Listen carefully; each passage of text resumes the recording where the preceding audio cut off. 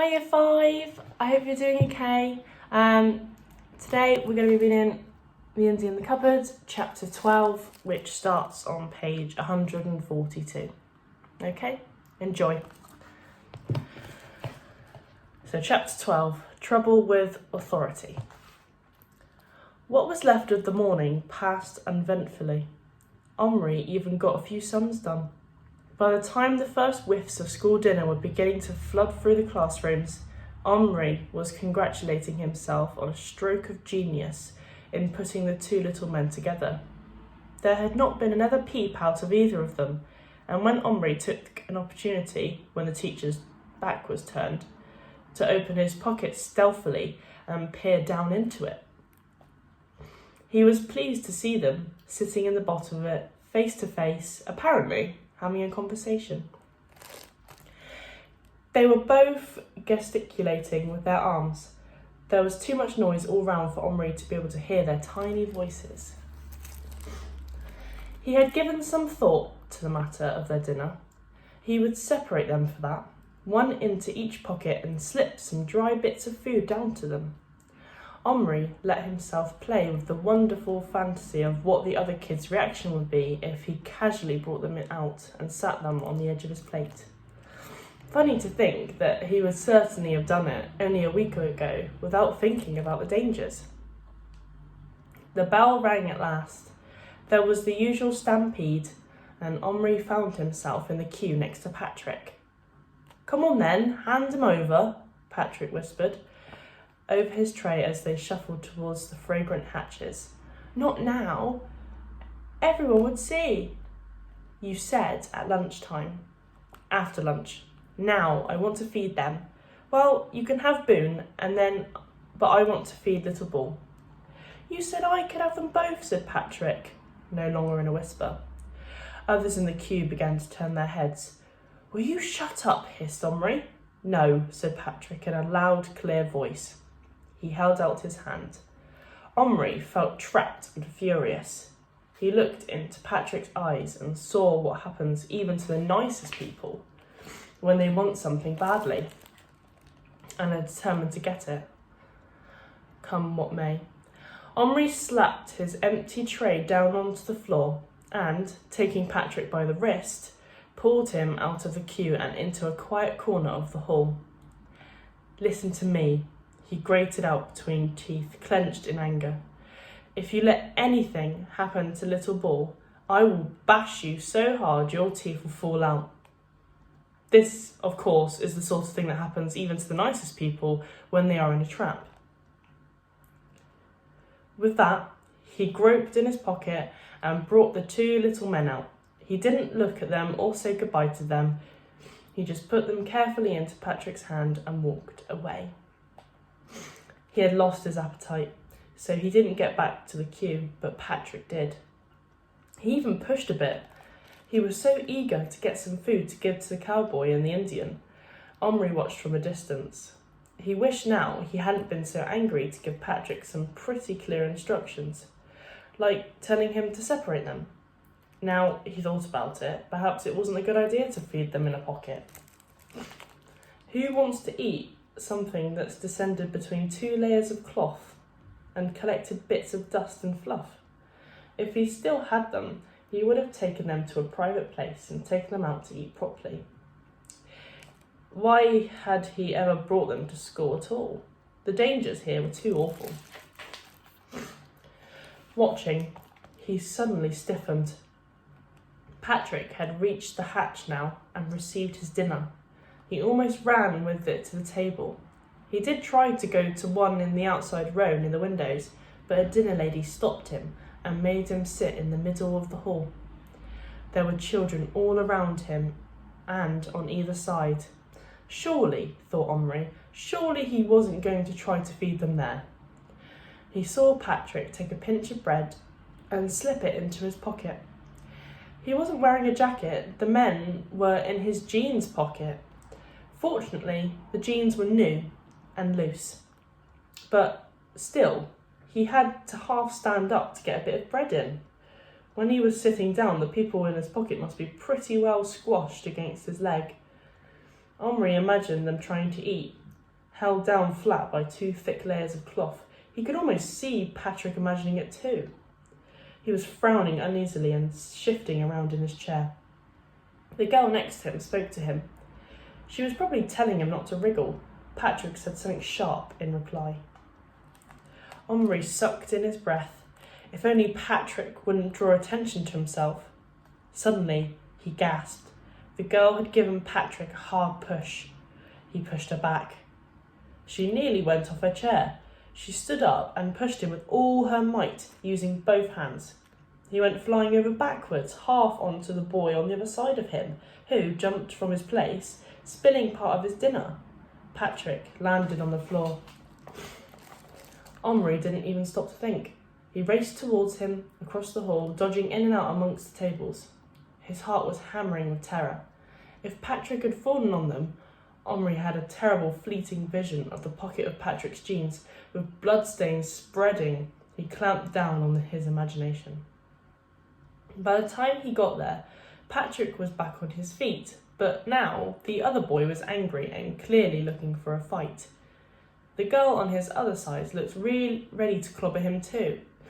Omri pushed between them, but a stout dinner lady was ahead of him. Here, what's going on? She asked, barging in with her big stomach and sturdy arms. She grabbed Patrick in one hand and the boy with the other and kind of dangled them at arm's length and shook them. No fighting in here, thank you very much, or it'll be off to the headmaster's office before you can say knife. The old bloomin' pack of you. She dumped them down in their separate chairs as if they'd been bags of shopping. They were both thoroughly tousled and red-faced. Omri's eyes shot down to Patrick's thigh. No blood. No movement either, but at least no blood. Everyone began to eat again, as the stout dinner lady stamped away, tutting as she went. Omri leant over the back of Patrick's chair and whispered out of a dry mouth, "Are they all right?" "How do I know?" said Patrick sulkily, but his hand crept down and delicately explored the slight bump on the top of his leg, where his pocket was. Omri held his breath. "Yep, they're okay. They're moving," he muttered. Omri went out into the playground. He felt too jumpy to stay indoors or eat or anything. How would he get them back from Patrick, who quite obviously was not a fit person to be in charge of them? Nice as he was, as a friend, he just wasn't fit. It must be because he didn't take them seriously yet. He simply didn't seem to realise that they were people. When the bell rang, Omri still hadn't come to a decision. He hurried back into school. Patrick was nowhere to be seen. Omri looked round for him frantically. Maybe he'd gone into the washroom to be private and give the men something to eat. Omri went in there and called him softly, but there was no answer. He returned to his place in the classroom. There was no sign of Patrick, and there was no further sign of him until about halfway through the lesson, not one word of which Omri took in. He was so worried. At last, when the teacher turned her back to write on the board, Patrick slipped round a partition, rushed across the room silently, and dropped in his chair. "Where the hell have you been?" asked Omri under his breath. "In the music room," said Patrick smugly. The music room was not a room at all, but a little alcove of the gym in which the musical instruments were stored, together with some of the bulkier apparatus like the jumping horse. "I sat under the horse and fed them," he muttered out of the sight of his mouth. "Only they weren't very hungry." "I bet they weren't," said Omri, "after all they've been through." "Cowboys and Indians are used to rough treatment," Patrick retorted. "Anyway, I left some food in my pocket for later if they want it. It'll get all squishy." "Oh, so what? Don't fuss so much, they don't mind." "How do you know what they mind?" said Omri, hotly, forgetting to whisper. The teacher turned around. Oh, so there you are, Patrick, and where have you been, so may I inquire?" "Sorry, Miss Hilton." "I didn't ask if you were sorry, I asked where you've been." Patrick coughed and lowered his head. "In the washroom," he mumbled. For nearly 20 minutes, I don't believe you. Are you telling me the truth?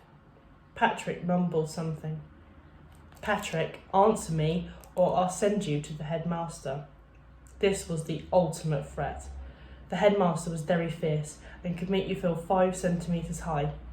So, Patrick said, I was in the music room, and that's true. And I forgot the time. And that's not true, added Omri silently. Miss Hilton was nobody's fool. She knew it too. You'd better go and see Mr. Johnson, she said. Omri, you go too, chattering away there as usual. Tell him I said you were both disturbing the class and I am tired of it. They got up silently and walked through the tables while all the girls giggled and the boys smirked or looked sorry for them, according to whether they liked them or not. Omri glanced at Patrick under his eyebrows. They were for it now. Outside the headmaster's office, they stopped. You knock, whispered Omri. No, you, retorted Patrick.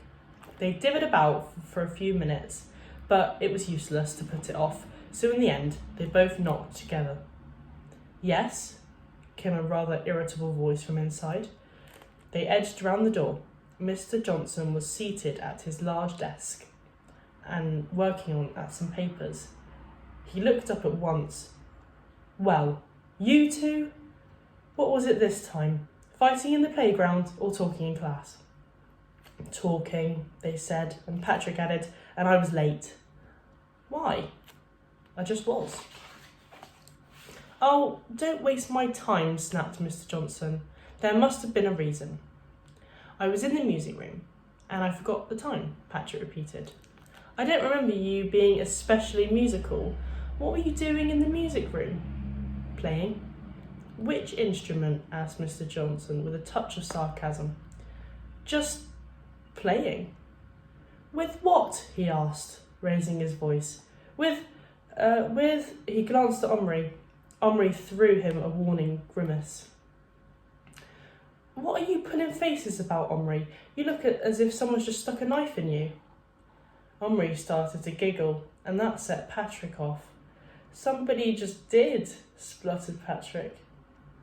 Mr. Johnson was in no such jolly mood. However, he was scowling horribly.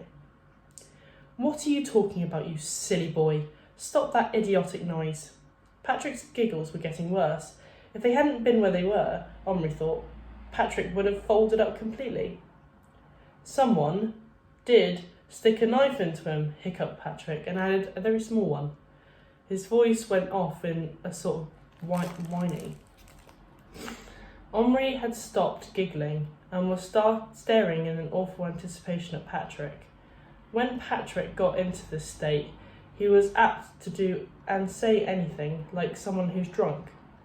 He took hold of his arm and gave it a sharp shake. Shut up, he hissed. Mr. Johnson got up slowly and came round his desk. Both boys fell back a step, but Patrick didn't stop giggling. On the contrary, it got worse. He seemed to be getting completely helpless. Mr. Johnson loomed over him and took him by the shoulder. Listen here, my lad, he said in fearsome tones.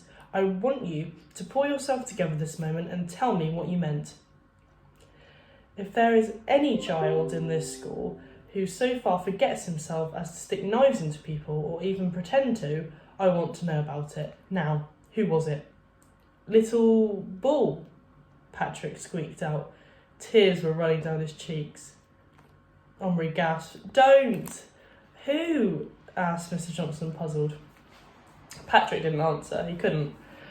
He was now speechless, with nerves, almost hysterical laughter.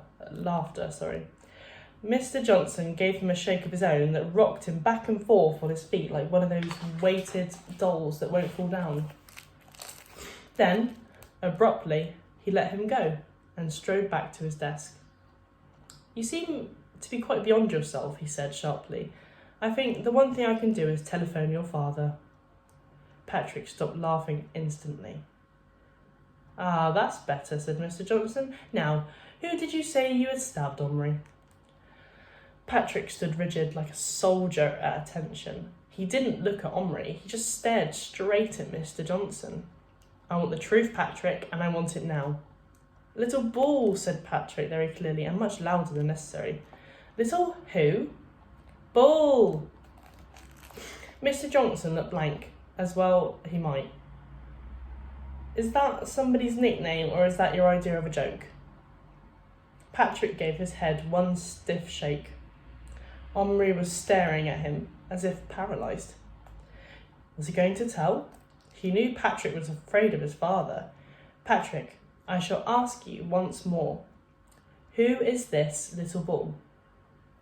Patrick opened his mouth. Omri clenched his teeth. He was helpless. Patrick said, He's an Indian. A what? Said Mr. Johnson. His voice was very quiet now. He didn't sound annoyed anymore. An Indian. Mr. Johnson looked at him steadily for some seconds, his chin resting on his hand. You are too old to tell these sort of lies, he said quietly. It's not a lie, Patrick shouted suddenly, making both Omri and Mr. Johnson jump. It's not a lie, he's a real-life Indian. To Omri's utter horror, he saw that Patrick was beginning to cry. Mr. Johnson saw it too. He was not an unkind man. No headmaster is much good if he can't scare the wits out of children when necessary, but Mr. Johnson didn't enjoy making them cry. Now then, Patrick, none of that, he said gruffly. But Patrick misunderstood. He thought he was still saying he didn't believe him. He now said the words Omri had been dreading most. It's true. I can prove it. And his hand went to his pocket. Omri did the only thing possible. He jumped at him and knocked him over. He sat on his chest and pinned his hand down to the ground. You dare, you dare, you dare, he ground out between clenched teeth before Mr. Johnson managed to drag him off. Get out of the room, he roared. I won't, Omri choked out. He had been crying himself in a minute. He felt so desperate. Out. Omri felt his collar seized. He was almost hiked off his feet. The next thing he knew, he was outside the door and hearing the key turning. Without stopping to think, Omri hurled himself against the door, kicking and banging with his fists. Don't show him, Patrick. Don't show him, Patrick. Don't. I'll kill you if you show him, he screamed at the top of his lungs. Footsteps came running. Though through his tears and a sort of red haze, Omri just about saw Mrs. Hunt, the headmaster's elderly secretary, bearing down on him. He got in a couple of more good kicks and shouts before she had hold of him and, with both arms round his waist, carried him, shrieking and struggling, bodily into her own little office. The minute she put him down, he tried to bolt, but she hung on. Omri, stop it. Calm down. Whatever's come over you, you naughty boy. Please don't let him. Go in and stop him, Omri cried. Who? What? Before Omri could explain, he heard the sound of footsteps from the other room. Suddenly, Mr. Johnson appeared, holding Patrick by the elbow. The headmaster's face was dead white, and his mouth was partly open. Patrick's head was hung down, and his shoulders were heaving with sobs. One look at him told Omri the worst. Patrick had shown the headmaster. Okay, so that was an interesting chapter, wasn't it? The next time you read, it will be chapter 13 on page 156. Have a lovely weekend, and I will hopefully see you soon. Bye.